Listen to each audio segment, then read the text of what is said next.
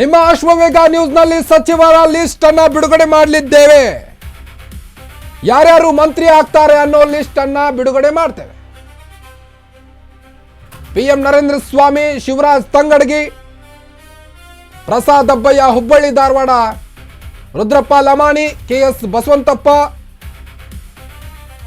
B Nagendra, T Raghumurthy, Zameer Ahmed,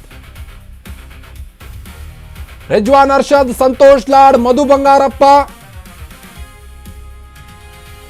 C Puttaranga Shetty, Mankal Vaidya, Ajay Singh, N Chaluvarayaswamy, KM Shivalingegowda, HC Balakrishna, Gayatri Shantegowda, Basavaraj Rayareddy, Vijayananda ಕಾಶಪ್ಪನವರಿಗೆ ಸಚಿವ ಸ್ಥಾನ ಸಿಗುವಂತ ಚಾನ್ಸ್ ಇದೆ. ದಲಿತ ದಂಗಲ್ ಒಂದು ಕಡೆ, PM ನರೇಂದ್ರ ಸ್ವಾಮಿ ಮಳವಳ್ಳಿಯಿಂದ, ಪ್ರಸಾದ್ ಅಬ್ಬಯ್ಯ ಹುಬ್ಬಳ್ಳಿ ಧಾರವಾಡ ಪೂರ್ವದಿಂದ. ಯಾರ್ಯಾರು ಮಂತ್ರಿ ಆಗ್ತಾರೆ ಅನ್ನೋ ಲಿಸ್ಟ್ ಅನ್ನ ನಿಮ್ಮ ಅಶ್ವವೇಗ ನ್ಯೂಸ್ನಲ್ಲಿ PM Narendra Swamy, Shivaraj Tangadagi, Rudrappa Lamani, KS Basavanthappa, B Nagendra, T Raghumurthy, Zameer Ahmed final ಆಗಿದ್ದಾರೆ. Rizwan Arshad, Santosh Lad, Madhu Bangarappa, C Puttaranga Shetty, Mankal Vaidya, Ajay Singh, N Chaluvarayaswamy, KM Shivalingegowda ಇವರೇ ಫೈನಲ್ ಅಂತ ಹೇಳಲಾಗ್ತಾ ಇದೆ ಲಿಸ್ಟ್ ನಲ್ಲಿ. HC ಬಾಲಕೃಷ್ಣ, ಗಾಯತ್ರಿ ಶಾಂತೇಗೌಡ, ಬಸವರಾಜ್ ರಾಯರೆಡ್ಡಿ, ವಿಜಯಾನಂದ ಕಾಶಪ್ಪನವರಿಗೆ ಸಚಿವ ಸ್ಥಾನ. ಈ ಎಲ್ಲಾ ಸಚಿವರಿಗೆ ಫಿಕ್ಸ್ ಅಂತ ಹೇಳಲಾಗ್ತಾ ಇದೆ. ಲಕ್ಷ್ಮಣ್ ಸವದಿಗೂ ಕೂಡ ಚಾನ್ಸ್ ಸಿಗುವಂತ ಸಾಧ್ಯತೆ ಇದೆ.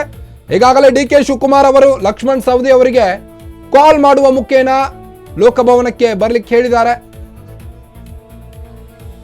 ನಿಮ್ಮ ಅಶ್ವವೇಗ ನ್ಯೂಸ್ನಲ್ಲಿ ಸಚಿವರ ಲಿಸ್ಟ್ ಕೊನೆಗೂ ಫೈನಲ್ ಆಗಿದೆ. ನೀವು ನೋಡ್ತಾ ಇರಬಹುದು ಯಾರ್ಯಾರು ಮಂತ್ರಿ ಆಗ್ತಾರೆ ಅನ್ನೋ ಲಿಸ್ಟ್ ಅನ್ನ ಈಗಾಗಲೇ ಬಿಡುಗಡೆ ಮಾಡಲಾಗಿದೆ. PM Narendra Swamy, Shivaraj Tangadagi, Prasad Abbayya, Rudrappa Lamani, KS Basavanthappa, B Nagendra, T Raghumurthy, Zameer Ahmed, Rizwan Arshad, Santosh Lad, Madhu Bangarappa,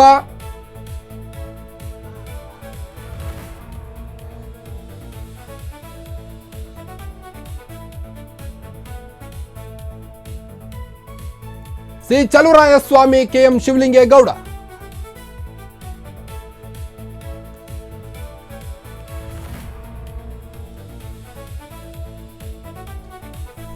ಯಾರಿಗೂ ಸಿಗದಂತ ಈ ಒಂದು ಲಿಸ್ಟ್ ನಿಮ್ಮ ಅಶ್ವವೇಗ ನ್ಯೂಸ್ ನಲ್ಲಿ ಲಭ್ಯವಾಗಿದೆ.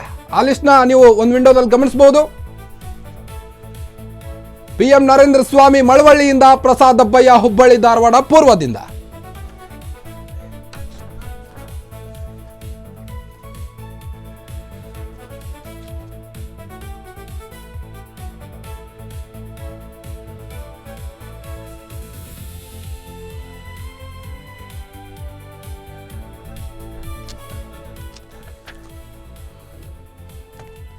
ಕೊನೆಗೂ ನಿಮ್ಮ ಅಶ್ವವೇಗ ನ್ಯೂಸ್ನಲ್ಲಿ ರಾಜ್ಯ ಸಚಿವ ಸಂಪುಟ ವಿಸ್ತರಣೆಯ ಪಟ್ಟಿ ಬಹುತೇಕ ಅಂತಿಮವಾಗಿರುವಂತಹ ಆ ಸಚಿವರ ಪಟ್ಟಿ ನಮ್ಮ ಕೈ ಸೇರಿದೆ.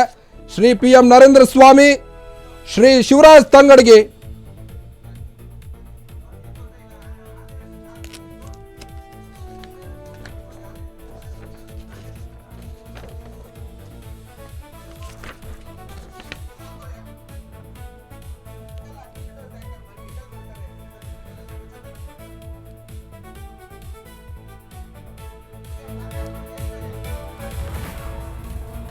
ಕೊನೆಗೂ ಸಚಿವರ ಪಟ್ಟಿ ಫೈನಲ್ ಆಗಿದ್ದು ನಿಮ್ಮ ಅಶ್ವವೇಗ ನ್ಯೂಸ್ಗೆ ಸಚಿವರ ಲಿಸ್ಟ್ ಸಿಕ್ಕಿದೆ.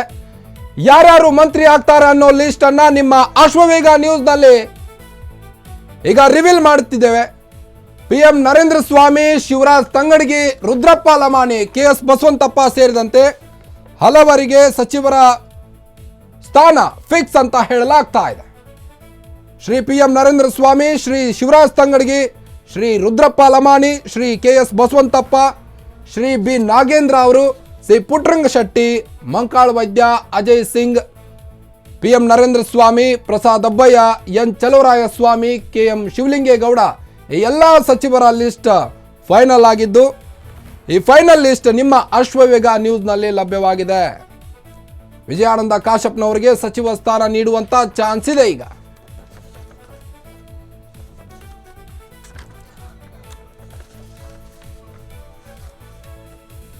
ಬನ್ನಿ ಬಗ್ಗೆ ಇನ್ನಷ್ಟು ಹೆಚ್ಚಿನ ಅಪ್ಡೇಟ್ಸ್ ಕೊಡ್ತಾ ಹೋಗ್ತಾರೆ ನಮ್ಮ ಪ್ರತಿನಿಧಿ ವಿವೇಕ್. ಈಗಾಗಲೇ ಸಚಿವರ ಸಂಪುಟ ವಿಸ್ತರಣೆಯ ಪಟ್ಟಿ ಅಂತಿಮವಾಗಿದ್ದು, ನಮ್ಮ ಅಶ್ವವೇಗ ನ್ಯೂಸ್ಗೆ ಈಗ ಆ ಪಟ್ಟಿ ಲಭ್ಯವಾಗಿದೆ.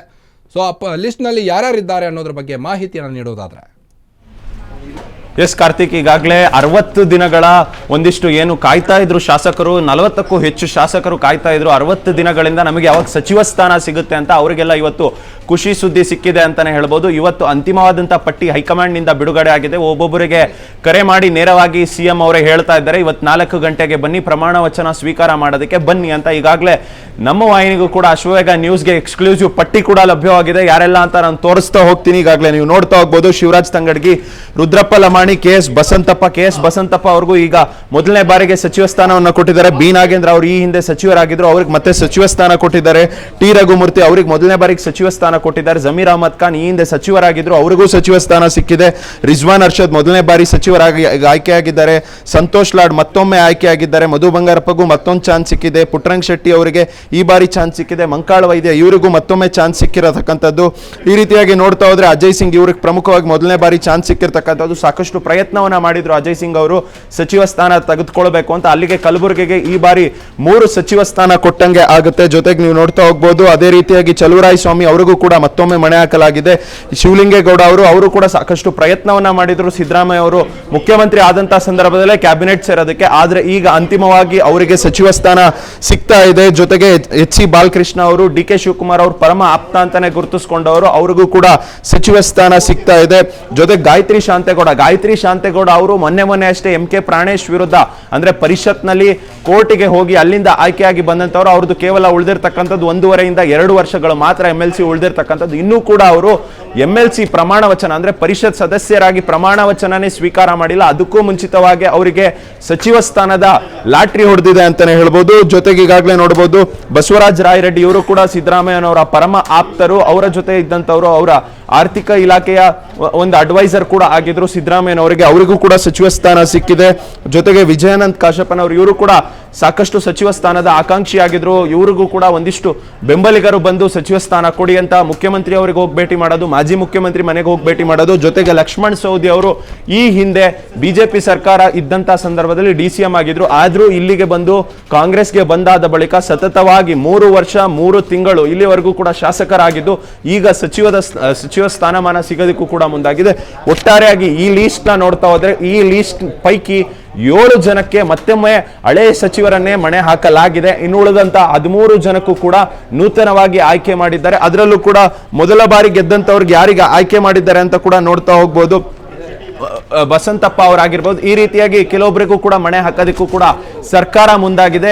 ಈ ರೀತಿಯಾಗಿ ನೋಡ್ತಾ ಹೋಗ್ಬೋದು. ಇವತ್ತು ಅಂತಿಮವಾಗಿ ಪಟ್ಟಿ ಕೂಡ ಬಿಡುಗಡೆ ಆಗಿರ್ತಕ್ಕಂಥದ್ದು. ಈ ಪಟ್ಟಿ ಬಿಡುಗಡೆ ಆದ ಬಳಿಕ ಇವರೆಲ್ಲರಿಗೂ ಕೂಡ ಖುದ್ದಾಗಿ ಮುಖ್ಯಮಂತ್ರಿ ಆದಂತ ಡಿ ಕೆ ಶಿವಕುಮಾರ್ ಅವರೇ ಒಬ್ಬೊಬ್ಬರಿಗೆ ನೇರವಾಗಿ ಕರೆ ಮಾಡಿ, ಒಬ್ಬೊಬ್ಬರಿಗಾಗಿ ಕರೆ ಮಾಡಿ, ನೀವು ಬನ್ನಿ 4 ಗಂಟೆಗೆ ಪ್ರಮಾಣ ವಚನ ಸ್ವೀಕಾರ ಮಾಡಿ ಅಂತ ಹೇಳಿದ್ದಾರೆ. ಆದ್ರೆ ಸದ್ಯದ ಮಟ್ಟಿಗೆ ಯಾರಿಗೆ ಯಾವ ಖಾತೆ ಅಂತ ಇನ್ನೂ ಕೂಡ ಫೈನಲೈಸ್ ಆಗಿಲ್ಲ. ಅದಕ್ಕೂ ಕೂಡ ಒಂದಿಷ್ಟು ದಿನ ತೆಗೆದುಕೊಳ್ಳುವಂತ ಸಾಧ್ಯತೆಗಳಿದೆ ಈಗಾಗಲೇ. ಯಾಕಂದ್ರೆ 20 ಜನ ಸಚಿವರನ್ನ ಆಯ್ಕೆ ಮಾಡೋದಕ್ಕೆ ಸುಮಾರು 60 ದಿನಗಳು ತೆಗೆದುಕೊಂಡ್ರು.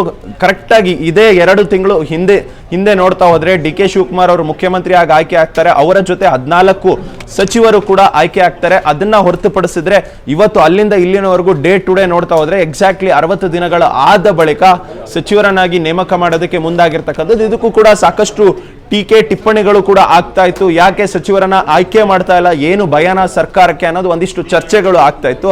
ಆದ್ರೆ ಅದಕ್ಕೆಲ್ಲದಕ್ಕೂ ಕೂಡ ಈಗ ಬ್ರೇಕ್ ಹಾಕಿರ್ತಕ್ಕಂಥದ್ದು ಕೆ ಸಿ ವೇಣುಗೋಪಾಲ್ ಅವರು ನೇರವಾಗಿ ಅಂತಿಮ ಪಟ್ಟಿಯನ್ನ ಕಳಿಸಿರ್ತಕ್ಕಂಥದ್ದು ಸಿಎಂ ಅವರಿಗೆ. ಅವರು ಖುದ್ದಾಗಿ ಎಲ್ಲರಿಗೂ ಕೂಡ ಈಗ ಕರೆ ಮಾಡ್ತಾ ಇರ್ತಕ್ಕಂಥದ್ದು. ಇವತ್ತು ಎಲ್ಲರೂ ಕೂಡ ಪ್ರಮಾಣ ವಚನ ಬಹುತೇಕ ಇವತ್ತೇ ಎಲ್ಲರೂ ಕೂಡ ತೆಗೆದುಕೊಳ್ಳುವಂತ ಸಾಧ್ಯತೆಗಳಿದೆ. ಈಗಾಗಲೇ ಎಲ್ಲರಿಗೂ ಕೂಡ ಬೆಂಗಳೂರಲ್ಲಿ ಇಲ್ಲದೆ ಇರ್ತಕ್ಕಂಥವ್ರಿಗೂ ಕೂಡ ಬೆಂಗಳೂರಿಗೆ ಬನ್ನಿ ಅಂತ ಕೂಡ ಕರೆ ಕೊಟ್ಟಿರ್ತಕ್ಕಂಥದ್ದು. ಎಲ್ಲರೂ ಕೂಡ ಈಗಾಗಲೇ ಬರೋದಕ್ಕೆ ಆರಂಭಿಸಿದ್ದಾರೆ. ಇನ್ನೇನು 4 ಗಂಟೆ 5 ನಿಮಿಷಕ್ಕೆ ಅಂತ ಹೇಳಿ ಈಗಾಗಲೇ ಲೋಕಭವನಕ್ಕೂ ಈಗಾಗಲೇ ಅಧಿಕೃತ ಮಾಹಿತಿ ಕೂಡ ಹೋಗಿತ್ತು. ಜೊತೆಗೆ ರಾಜ್ಯಪಾಲರು ಕೂಡ 4 ಗಂಟೆ 5 ನಿಮಿಷಕ್ಕೂ ಕೂಡ ಒಂದು ಟೆಂಟೇಟಿವ್ ಟೈಮ್ ಟೇಬಲ್ ಅನ್ನ ಫಿಕ್ಸ್ ಮಾಡಿ ಇಟ್ಟಿದ್ದರು. ನೂತನ ಸಚಿವರ ಪದಗ್ರಹಣ ಅಂತ. ಅದರಂತೆ ಈ ಟೆಂಟೇಟಿವ್ ಈಗ ಫೈನಲೈಸ್ ಆಗಿದೆ. ಇವತ್ತು 4:05 ಎಲ್ಲರೂ ಸಚಿವ ಸ್ಥಾನಕ್ಕೆ ಪ್ರಮಾಣ ವಚನ ಸ್ವೀಕಾರ ಮಾಡ್ತಿದ್ದಾರೆ. ಕಾರ್ತಿಕ್, ಹಾಗೆ ಇರಿ.